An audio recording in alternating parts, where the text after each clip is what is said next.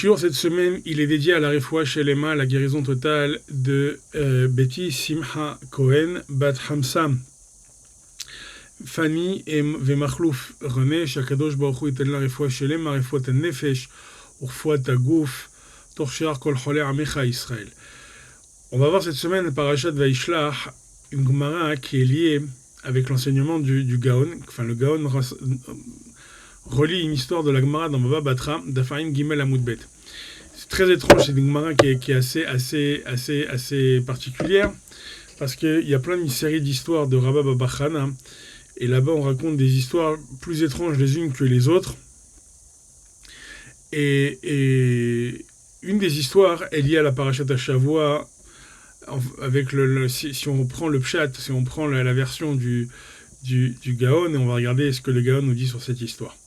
Donc, je vous invite évidemment à aller dans Baba Batra, à Ingimel à Moudbet. Là-bas, il y a toutes ces séries d'histoires qui sont vraiment très intéressantes et vous pouvez aller les voir avec les commentaires. Je vous invite. C'est vraiment extra. Je ne peux pas toutes les faire. On va juste prendre une et on va déjà essayer de la comprendre avec, comme je vous ai dit, avec le Gaon. Il y a marqué Rabba Babachana, l'Edidi Hazile Hau Akrokita. Il a vu une fois, alors là-bas on raconte qu'en fait il a fait plusieurs voyages. Rabba Baba Chana, il était en bateau, et à chaque fois il voit des choses plus étranges les unes que les autres. Et une fois il a vu quoi ? Il a vu une grenouille. Il a vu une grenouille, et qui était très grande. Elle était immense. Elle était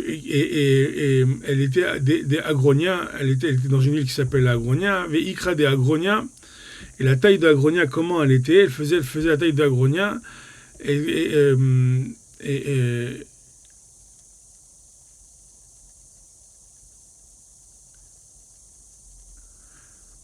en fait, la grenouille, elle était grande comme le village qu'on appelait Agronia. C'était un village où il y avait 60 maisons. Il y avait Chitin Baté. Donc dans cette grenouille, elle avait la taille de ce village entier avec 60 maisons. Et il raconte là-bas que quoi ? À Tatanina, il est venu maintenant un crocodile et il a mangé cette grenouille. Donc vous imaginez la taille de ce crocodile qui a mangé cette grenouille. Ata Pushkansa, il est venu un corbeau femelle et Balai Tatanina, les Tanina, et il a mangé le crocodile. Alors c'est pas l'histoire de Had Galia, ça ressemble, et c'est qu'on fait à la fin de Pessah, mais non, c'est pas ça. Mais ça ressemble, effectivement. Bon, on voit un peu c'est-à-dire qu'il y avait cette espèce de grande grenouille immense qui faisait 60 maisons, qui faisait quasiment la taille d'un village, venu un crocodile qui a mangé cette grenouille, et ensuite un corbeau femelle qui est venu, et qui a mangé ce crocodile qui a mangé la grenouille. Alors imaginez la taille du corbeau lui-même. Après, qu'est-ce qu'il a fait ? Vesaliq yativ be'ilana. Ce corbeau, qu'est-ce qu'il a fait ? Il est venu, il s'est posé sur un arbre.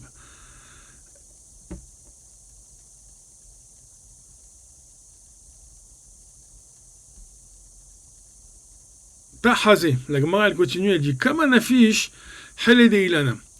Par contre, la Gemara, elle s'étonne. Si tu te rends compte un peu la taille de cet arbre, comment cet arbre, il est grand et fort pour pouvoir porter un corbeau qui a mangé un crocodile qui était plus grand que la grenouille qu'il a avalée, laquelle grenouille faisait la taille d'un village de 60 maisons. Vous imaginez la taille du corbeau qui s'est posé sur l'arbre, donc la force de l'arbre pour pouvoir tenir cet oiseau qui était géant.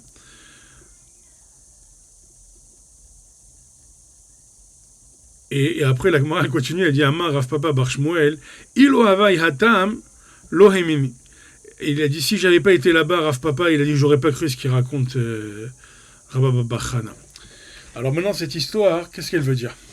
Il y a plusieurs explications là-bas. Il y a vraiment, ça fait couler beaucoup d'encre cette histoire. Il y a le Ritba qui ramène une version en disant que c'est différentes, les différents exils. Le Marsha, il raconte aussi que c'est les différentes Malchouyot. Euh, et, et, et, et, bon, on va pas. Je vous dis, il y a beaucoup de commentaires, mais on va se fixer sur sur le Gaon. Le Gaon, dans ses commentaires, il dit comme ça. Amar Hazal be Midrash Shemot Rabba, dans le Midrash de Shemot Rabba, il y a marqué que pourquoi les Mitzrayim, ils ont été frappés. Vous savez, quand il y a eu les 10 plaies, il y a eu une des plaies qui s'appelait Sephardéa. Il y a eu Dam, Sephardéa, il y avait les grenouilles. Alors il dit que pourquoi dans le Midrash Shemot Rabba, hein, il dit pourquoi les Mitzrayim, ils ont été frappés par les grenouilles. Parce que Bishvil chez Batlou et Israël, Milarasok Batora. Je vais lire dans les mots parce que je ne veux pas déformer un mot du Gaon tellement c'est précieux et son enseignement est magnifique. Donc je ne veux surtout pas déformer, donc je vais un peu lire et traduire, je suis désolé. Mais je pense que c'est Kedaï de vraiment d'avoir tous les mots du Gaon et de comprendre son enseignement, sans pouvoir le déformer, que Dieu préserve. Donc cette fois, je veux vraiment être précis sur l'enseignement. Donc il ramène le Midrash Shemot Rabbin et il demande pourquoi les Égyptiens ils ont eu cette plaie des grenouilles. Parce que la plaie des grenouilles, en fait, surtout le plus grand désagrément, c'était le bruit, évidemment. C'était toutes ces grenouilles qui faisaient du bruit, qui croissaient sans arrêt, comme ça, qui faisaient leur bruit là sans arrêt. Elles étaient énormes, il y en avait partout, donc c'était infernal ce boucan. Il dit que les grenouilles, en vérité, c'est parce que les Égyptiens, ils ont voulu annuler la Torah, hein, dans leur âme Israël. Ils voulaient empêcher ceux qui étaient Milarasok Batora, Kehadin, Sefardéa. Pourquoi ? Parce que Sefardéa de l'eau, Shachich Imama Velaila. Elle ne connaît pas ni le jour ni la nuit la grenouille, elle fait du bruit tout le temps. Et ceux qui étudient la Torah, Velachen, Nikra, Atamid Hacham, Sefardéa, c'est pour ça que le Tamid Hacham, celui qui étudie, il est comparé à une grenouille parce qu'il étudie jour et nuit, il fait du bruit sans arrêt. Si quelqu'un il a déjà habité à côté d'une yeshiva ou d'un certain yeshivot, effectivement, c'est comme une marmite qui est en ébullition jour et nuit, c'est non-stop, on entend le bruit, le doux son de la Torah et c'est un régal d'entendre tous les Talmidim, les Avrechim, les gens qui étudient la Torah sans arrêt et qui se disputent pour comprendre les textes et la halakha. Et donc, c'est ce qu'ils ont voulu arrêter. Velachen, Amar Rabba Bar Bachana, Bemlitzato Shera'a Tamid Hacham. Donc en fait, qu'est-ce qu'il a vu ? Il a dit que c'était quoi ? Ce qu'il a vu ? Il a vu en fait un Tamid Hacham qui avait la taille d'un quand il est arrivé à Agronia, il était à Agronia, donc il avait la taille de cette ville.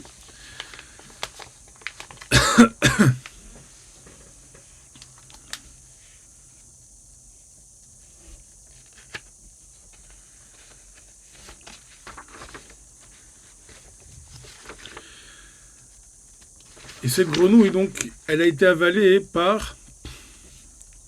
Ouais, je ne vais pas pouvoir tout lire le Gaon, je vais vous faire une petite synthèse. Je vais faire une synthèse, je n'ai pas le choix. Je vous lirai seulement la fin, hein, mais on va surtout lire je vais surtout vous expliquer le Inyan.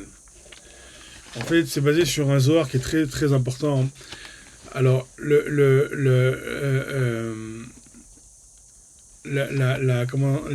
crocodile, il faut savoir que c'était en fait, c'est quelque chose qui est dans la mer. Le tanin, c'est quelque chose qui vient dans l'eau. Et il faut savoir en fait qu'il y a deux Yetzerara dans le monde. Il y a un qui vient de la terre et un qui vient de la mer, qui vient de l'eau.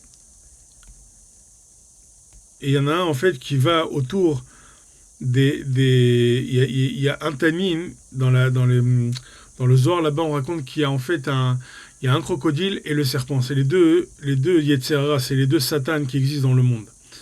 Il y en a un qui est dédié à la poussière, ceux qui sont dans la poussière et dans la terre, et celui qui est dans l'eau. Alors évidemment, c'est quoi ce massal de l'eau et de la poussière ? Ceux qui sont dans la poussière, évidemment, c'est pour les Ramé Haratsim. Ils vont voir en fait les Ramé Haratzot, tous les gens qui n'étudient pas la Torah, qui connaissent rien à la Torah, ou qui n'étudient quasiment pas la Torah. Et toute leur vie, c'est quoi? C'est d'aller sur la terre et de construire de la terre et de ramasser de la poussière et de construire et d'amasser de l'argent et d'amasser des pierres et de la futilité et au lieu de se consacrer à l'étude de la Torah. Et donc le Yetzer Hara chez eux, il est sous forme d'un serpent et il se comporte comme tel, ça veut dire que c'est un serpent qui va mordre d'autres serpents, il va les induire en erreur. Ça c'est Mikra, le Yetzer Hara Nahash. Le deuxième, il s'appelle Tamim, il s'appelle crocodile, comme ça il dit le Zohar. C'est quoi ce Tamim? C'est celui qui est dans la mer. C'est quoi la mer? En Maïm et la Torah, vous avez compris. Donc l'eau, c'est comparé à la Torah. Et donc, c'est celui qui va attaquer les Talmidei Chachamim, ceux qui vont étudier la Torah sans arrêt. Parce que leur vie, c'est toujours d'être Iluchan Bayam. Comme ça, il dit le Gaon. Leur vie, c'est d'être tout le temps dans la mer. À Talmud de Mariane HaChochma. Et là-bas, il y a des sources de sagesse. Et le but du crocodile, c'est quoi? C'est de Levatlan Shemei Asok Batorah. Leur but, c'est de faire arrêter celui qui étudie la Torah. Bon, là-bas, c'est le Zohar, ce fameux Zohar, on explique qu'en fait, à la fin des temps, les Talmidei Chachamim, ils n'auront plus de soutien financier et les gens vont se détourner de ça. Ils vont mépriser au plus haut point la Torah. Bien sûr, sous un couvert, évidemment, toujours de politesse et de savoir-vivre, parce que ces gens-là connaissent mieux le Derech Eretz que tous les Hachamim et que tous les Géonim, Kamouvan, et ils n'ont pas besoin de livres de Moussard, de Halachot, de Choulé.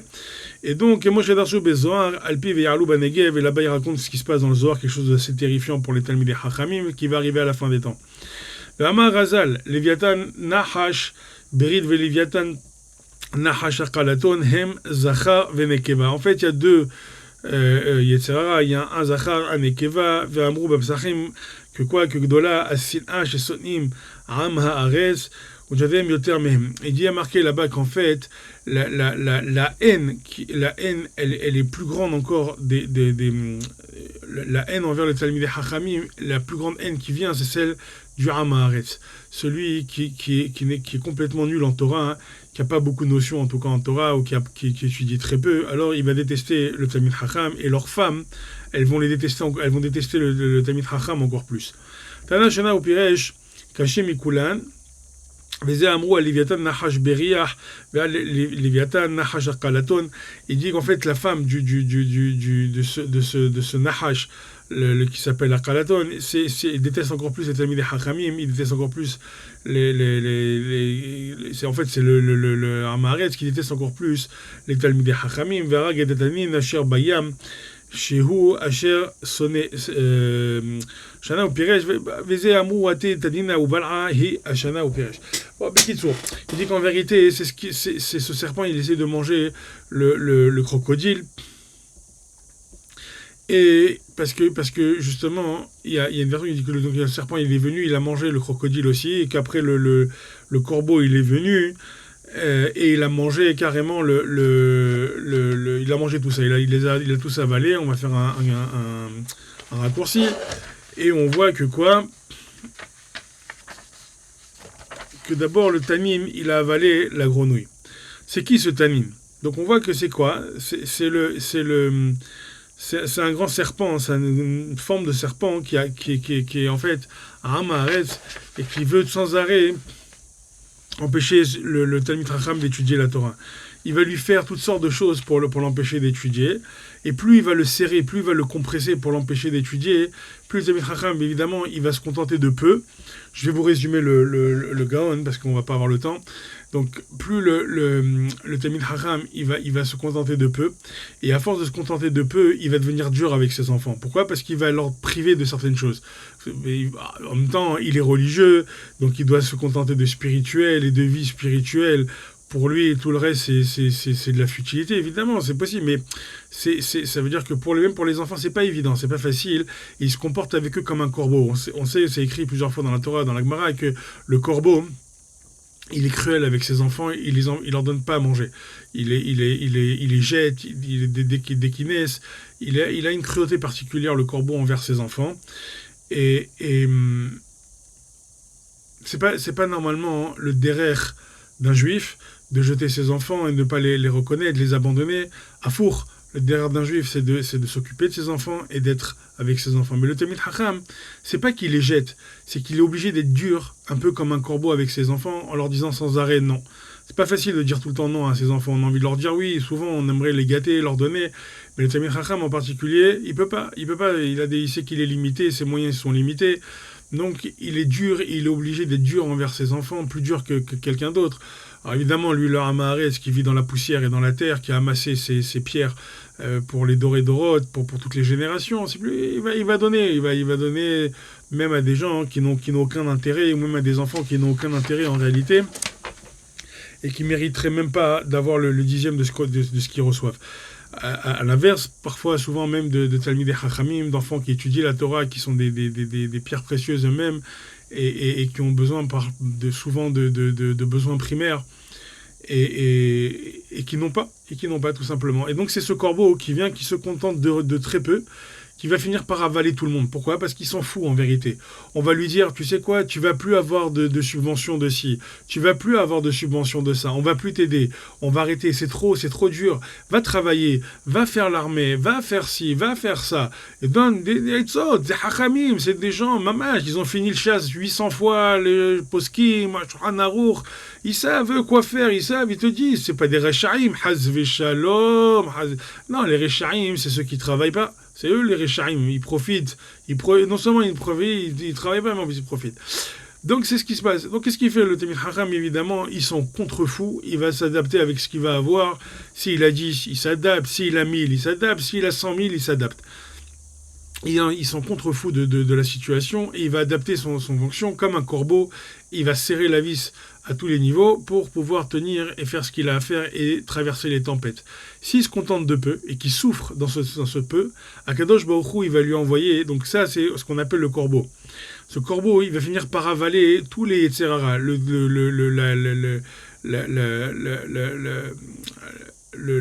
ce grand serpent qui est le crocodile, et il va avaler tout ça, et en fait il va monter sur un arbre. C'est quoi cet arbre ? C'est Akadosh Baruch Hu qui va avoir pitié de ce Talmid Chacham qui se contente de peu et qui est écrasé sous le poids de la vie, et qui va ensuite trouver quelqu'un qui va trouver un appui. Cet appui, il dit le Gaon, c'est Isdamenlo Issachar et Zevulun.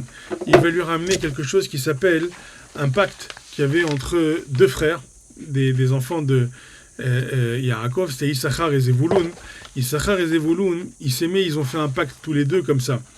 Zevulun, il est parti travailler, il étudiait évidemment, parce que s'il n'étudie pas, il peut pas faire ce pacte à vie. C'est seuls ceux qui étudient réellement, ils peuvent faire un pacte à vie, mais s'il n'étudie pas, il peut pas y arriver. Il va s'arrêter tôt ou tard parce qu'il peut pas comprendre la hashivut du truc. Il va le prendre comme une tzedaka, comme un stam, comme une bonne action pour se dédommager, mais il va pas le prendre très sérieusement. Il comprend pas la puissance de Issachar et Zevulun. Issachar et Zevulun, c'est de soutenir un Talmid Chacham, mamash, et de partager ses biens avec lui. C'est mamash kachazé, pas le jeter aujourd'hui, je vois des choses, enfin, je sais comment ça fonctionne, la plupart, c'est qu'on donne par exemple 2500 shekels, 2000 shekels, des choses comme ça. Béguéonout, enfin, je comprends que, voilà, après on fait comme on peut, mais c'est évident qu'on va pas acheter un Olam Haba avec 2500 shekels. Je pense qu'il faut être raisonnable, quoi. C'est pas, ça paraît, enfin, c'est comme si vous venez et vous me dites, j'ai acheté une maison pour 20 shekels, pour 20 euros. C'est complètement déliré. Qu'est-ce que tu vas t'acheter? Même pas une poignée de porte avec ça. Donc, il faut garder les proportions. Top. Donc ce Ilan, c'est ce qu'on appelle le Zevulun. Zevulun, il y a marqué Ismach Zevulun betzetecha. Zevulun, il est heureux de sortir pour ça. Il étudiait la moitié de son temps et l'autre moitié, il allait travailler, il sortait d'Eretz Israël pour amener de l'argent et faire en sorte que son frère Issachar, qui était un Gaon, qui pouvait étudier, alors il pouvait étudier Benahat et lui enlever toutes les déagotes, toutes les soucis de l'argent. Évidemment, il ne va pas lui dire c'est beaucoup ou c'est pas beaucoup, je t'ai donné beaucoup ce mois-ci, je t'ai pas donné beaucoup, je peux pas ci, je peux pas ça. C'était pas ça le sujet. Le sujet, il était que on partage le limoud. Et le sachar de Zevulun, les filles Rova Poskim, il était beaucoup plus grand que celui des sachar. Il faut le savoir que si Zevulun il faisait son travail comme il faut, son travail, sa récompense est beaucoup plus grande que celui d'Issachar. Méprinat beaucoup de poskim, c'était quelque chose de très fort. Et donc c'est pour ça que la Gemara, il dit le Gaon, elle fait l'éloge de cet arbre. Cet arbre, c'est celui qui soutient ce corbeau qui est en réalité ce Tamid Chacham qui s'est contenté de peu, et Dieu a pitié de lui, il lui envoie cet arbre pour le soutenir, pour ne pas qu'il s'écroule, et l'arbre, il porte ce corbeau. Évidemment, l'arbre lui-même, il va finir à la fin par se fatiguer.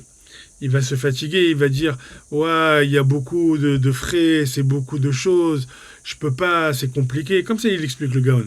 « Em mityaashin, kohan umarpin levavan. » Il commence à se fatiguer, à avoir le cœur aussi qui commence à être malade. « Ve'al yomru, mipene olamisim ve'arnunot alo ze amah hazal kol aporek mimenu ol Torah. » Les hazik talmidei hachamim notnim alav ol de Hazve Shalom, de la Sitra Hara, et c'est quoi? C'est chez où Amissim vers Arnonot. Il dit, c'est marqué dans la Gemara là-bas, que quelqu'un qui arrête de faire du Hesed, qui arrête de tenir des Talmidei Hachamim et de la Torah, il va avoir ensuite, Akadosh Baruch Hu, il va remplacer tout ce qu'il a dépensé avec des impôts, des persécuteurs, des gens qui vont venir lui prendre de l'argent violemment et qui vont lui récupérer cet argent très violemment, et il va perdre tout ce qu'il a, comme il s'est écrit, comme il dit le Gaon. Pourquoi? Parce qu'au début, il va justifier ça. Il va dire non, mais c'est trop, je peux pas, c'est beaucoup, j'ai plus la force, j'arrive plus à tenir. Et l'arbre, il va commencer à se fatiguer, et il va s'écrouler. Il va dire non, ça y est, c'est à cause de ça. Et en fait, à la fin de la Gemara, dans une autre Gemara, il y a marqué Vechen Amrou Ashire Bavel Yorde Geinom Hem. Il dit le Gaon que ces riches de Bavel, ils vont tous finir au Geinom. Pourquoi?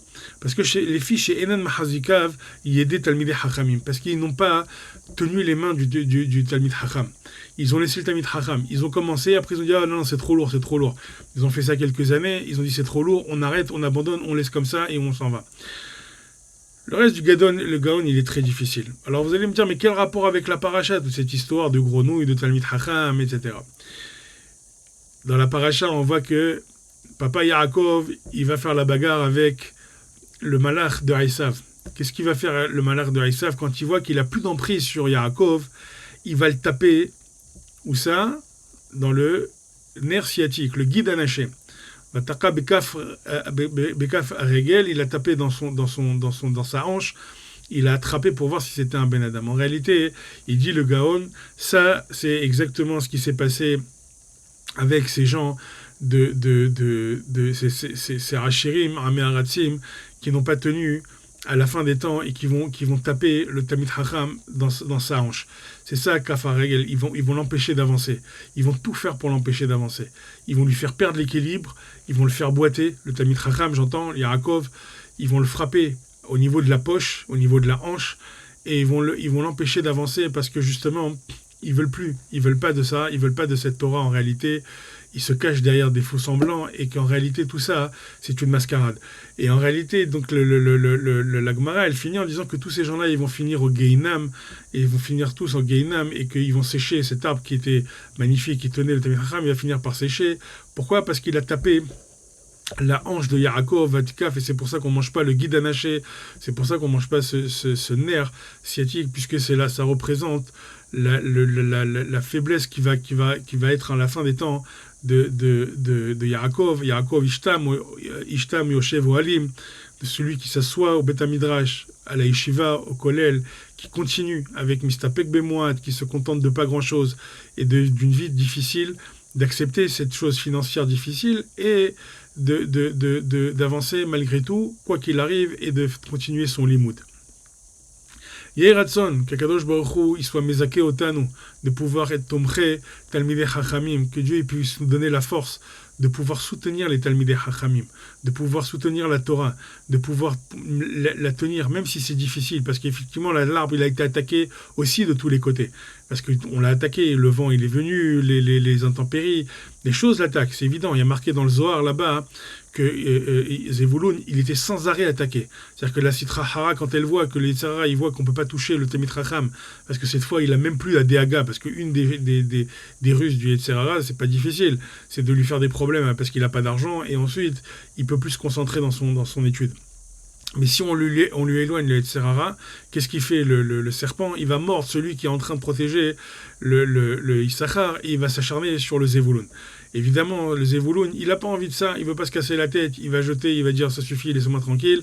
Alors évidemment, c'est pas ça le Zevulun. Le vrai Zevulun, Ismar Zevulun Betzetecha, c'est ce qu'on a dit, c'est celui qui va tenir Yarakov, qui va le soutenir à Dassof, et que Bezrat Hashem, qu'on soit tous Zoché des Talmidei Hachamim, Marzike Talmidei Hachamim, qu'on puisse les tenir à Dassof et montrer à Kadosh Baruch Hu notre amour et notre attachement à la Torah.